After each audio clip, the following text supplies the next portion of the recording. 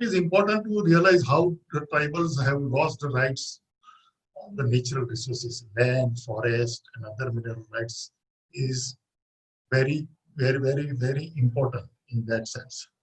Historically, they have been living in these mountains, hilly areas where the reach of the administration was not very much there.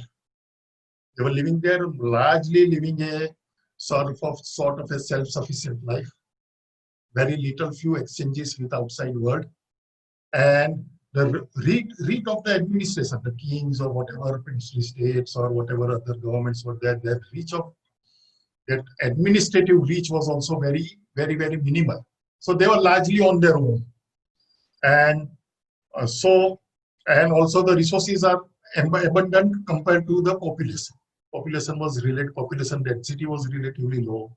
So people used to cultivate the lands, and they did not have to really think of future, in the sense that they were cultivating lands, they were collecting forest produce, selling forest produce.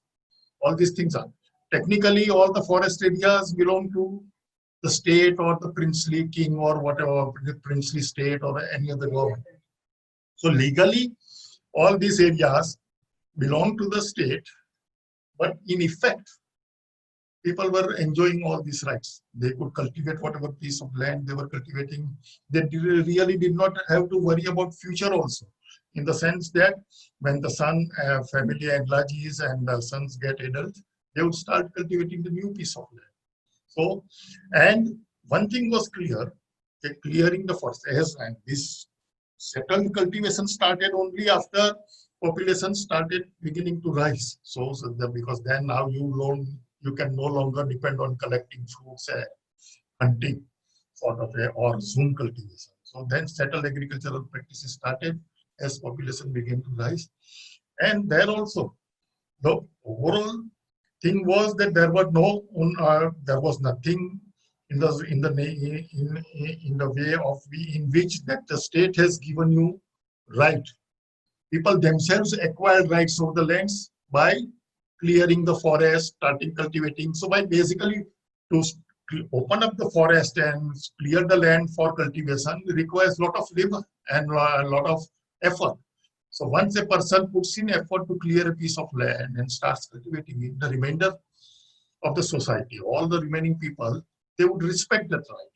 And they would, without any law also, they would understand that this happens, and it passes from him to his son or daughter, whatever it is. But they would basically, it's a sort of his right is recognized by everybody. So once you put in your labor on the natural right, on the natural resource of land, you gain right over it. That was the situation.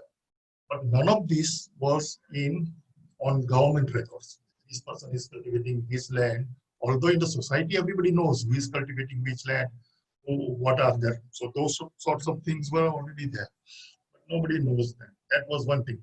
Settlement and forest also. Similarly with forest, legally they had no right over the forest, but in actual practice, most of them had access to forest produce. They could collect the forest, sell not only just minor forest produce, but also teak and other major forest produce, bamboo, everything. If you look through these gazetteer records, you find that there have been traditions where people have been collecting forest produce and selling them. Similarly with the homes, the habitats, their settlements. And so those also, whenever they can create houses. And this practice continued till late, not only before the independence, but up till now, this practice was very much there. But eventually, Britishers decided that since they are the ruler, they had defeated the previous ruler, and these lands and forests belong to the ruler. So now, by legally, it belongs to them, and they are not bound to respect any of the rights of the local people. That was one thing. And this thing started from 1927 onwards. Although there were previous history that forest acts were enacted previously, but the main assault on the forest areas of the tribal areas of Gujarat and many other states started after 1927.